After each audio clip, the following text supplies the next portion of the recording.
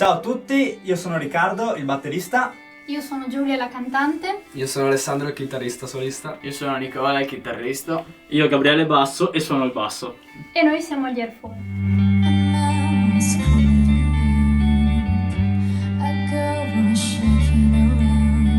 Noi come gruppo cerchiamo di avvicinare i ragazzi della nostra età al nostro genere, dal momento che in Italia si sta perdendo il genere pop rock inglese e con l'avvento di altri nuovi generi che stanno spopolando tra i giovani, i cui testi sono di dubbi gusti, possiamo dire, dal momento che trattano temi che parlano ad esempio di droga e comunque vanno sempre al fine della fama e della ricchezza. E quindi noi con i nostri testi cerchiamo di avvicinare i giovani e di trasmettergli qualcosa di diverso rispetto a quello che attualmente in Italia stanno proponendo i trapper, ad esempio.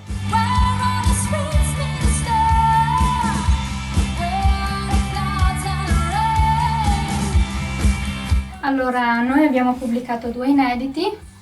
Uno il 20 marzo e uno è stato appena pubblicato il 30 ottobre e diciamo che hanno un tema in comune che è quello del cambiamento, solo che In The Storm, che è il primo inedito, è visto in maniera più positiva, mentre nella seconda canzone che si chiama You Make Me Wonder è visto in maniera un po' più sofferta.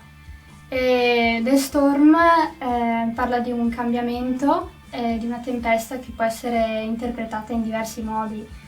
Per esempio può essere vista come la tempesta del coronavirus, come l'ha vista il presidente Zaia, che ha pubblicizzato la nostra canzone.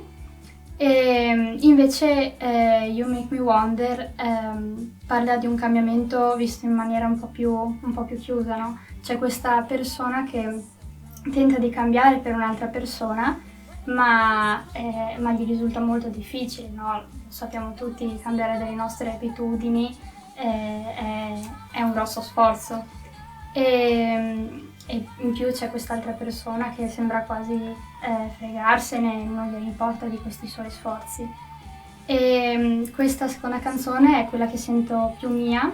I testi non sono stati scritti da me ma da Alessandro, però in You Make Me Wonder ho avuto modo di lasciare anche le mie impronte, le mie tracce con qualche cambiamento, suggerimento oppure per l'interpretazione e quindi ecco, è quella che al momento sento più mia.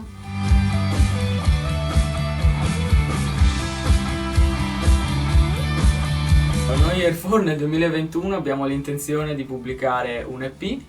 Un altro desiderio che abbiamo è quello di aumentare sempre di più i nostri pezzi all'interno della scaletta per passare da cover band a una band che inizia a produrre qualcosa di proprio e crescere sempre di più in ambito territoriale.